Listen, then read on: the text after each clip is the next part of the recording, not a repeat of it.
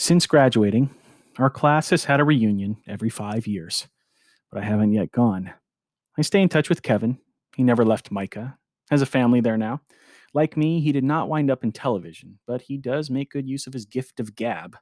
He's an insurance salesman.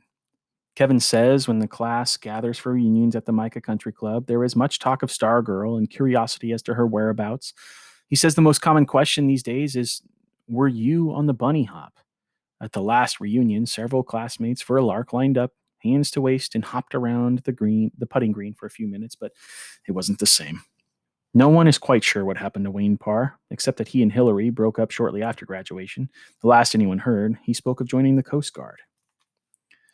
The high school has a new club called the Sunflowers.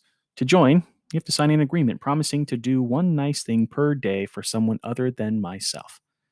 Today's Electron Marching Band is probably the only one in Arizona with a ukulele. On the basketball court, the Electrons have never come close to the success they enjoyed when I was a junior, but something from that season has resurfaced in recent years that baffles fans from other schools. At every game, when the opposing team scores its first basket, a small group of Electrons fans jumps to its feet and cheers.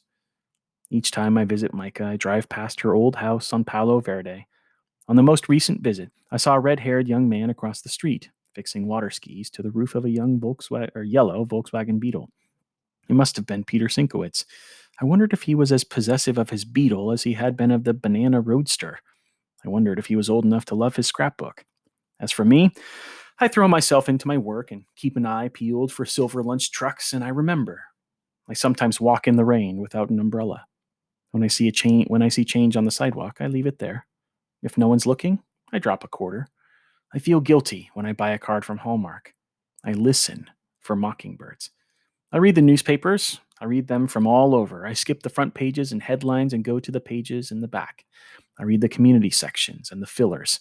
I see little acts of kindness happening from Maine to California. I read of a man in Kansas who stands at a busy intersection every morning and waves at the people driving to work.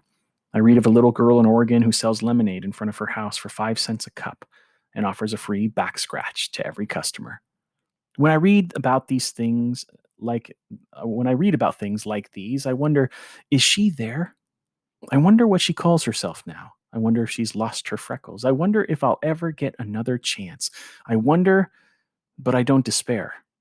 Though I have no family of my own, I do not feel alone. I know that I am being watched.